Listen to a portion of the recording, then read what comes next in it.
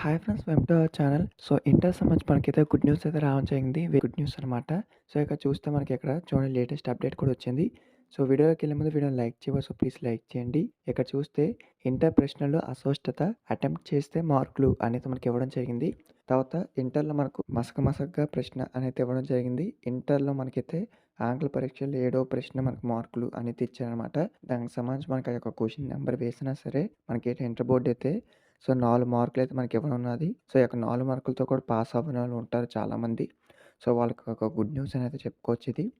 So, ఏదైతే మనకు English సంబంధించి ఎగ్జామ్ ఉంటుందో సెకండ్ ఇయర్ సంబంధించి, సో, అందులో మనకైతే సెవెంత్ క్వెషన్ అయితే మనకు మిస్టేక్ అయితే వచ్చిందనమాట. అంటే మిస్టేక్ అంటే కాదు.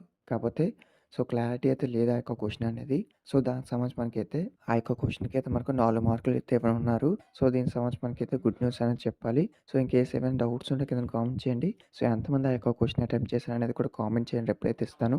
సో, తెలంగాణ సంబంధించి అప్డేట్ అనమాట ఇది. సో, ఇంటర్ సంబంధించి వచ్చిన లేటెస్ట్ అప్డేట్స్ మీకైతే ఇన్ఫార్మ్ చేస్తాను. ఫస్ట్ టైం వీడియోని సబ్స్క్రైబ్ సపోర్ట్ చేయండి. వీడియో మీ ఫ్రెండ్స్‌కి షేర్ చేయండి. వాళ్ళకి మెన్షన్ చేస్తుంది. Thank you.